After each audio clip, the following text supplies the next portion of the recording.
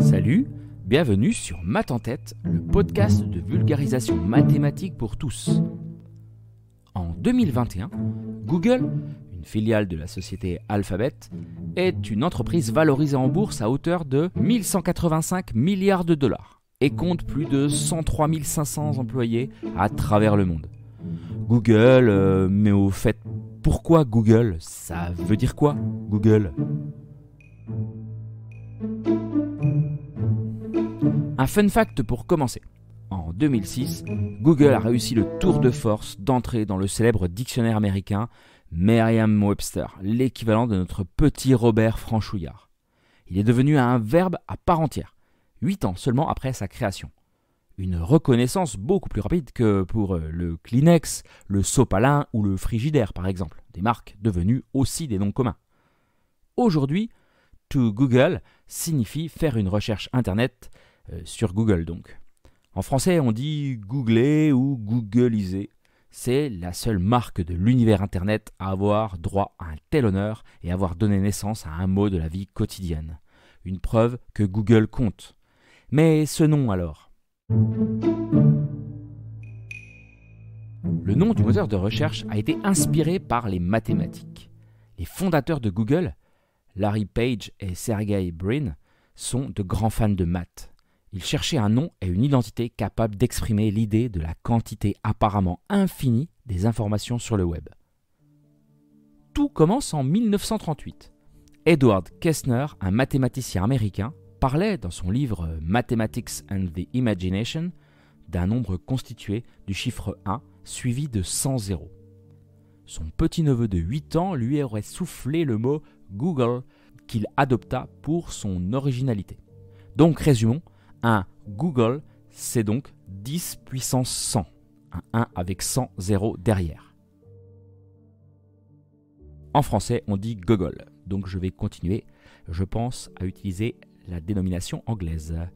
Donc c'est un nombre gigantesque, puisqu'il dépasse allègrement le nombre d'atomes dans l'univers, estimé aujourd'hui à environ 10 puissance 80.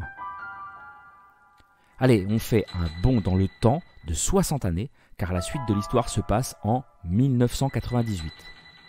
À l'époque, les moteurs de recherche ne sont pas très performants et les algorithmes ne prévoient pas de faire évoluer la place des recherches en fonction des recherches précédentes.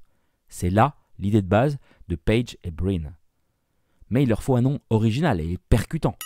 Le nom de code initial du projet était Backrub, massage de dos en français.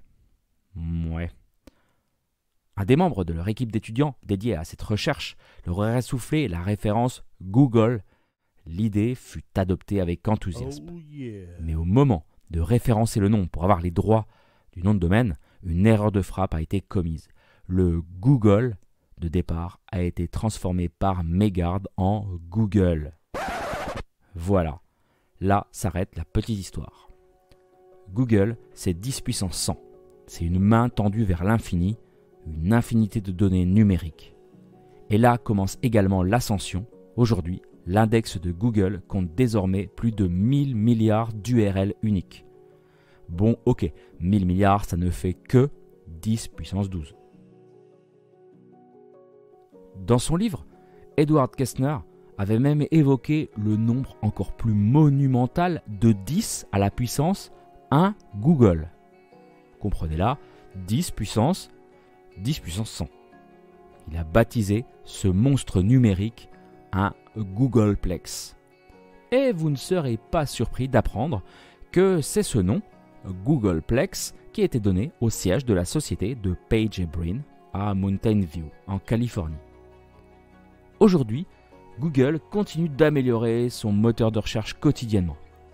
Impossible de mettre la main sur sa position dans les mots les plus connus au monde. OK, Allo et Coca-Cola sont les 3 premiers de la liste au passage. Mais je ne serais pas surpris qu'ils ne soient pas très loin. Dans les 10 puissance 100 premières places du classement, à coup sûr. Merci d'avoir écouté ce podcast.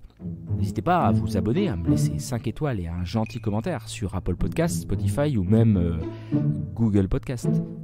Passez une excellente semaine et à mercredi prochain pour de nouvelles aventures mathématiques.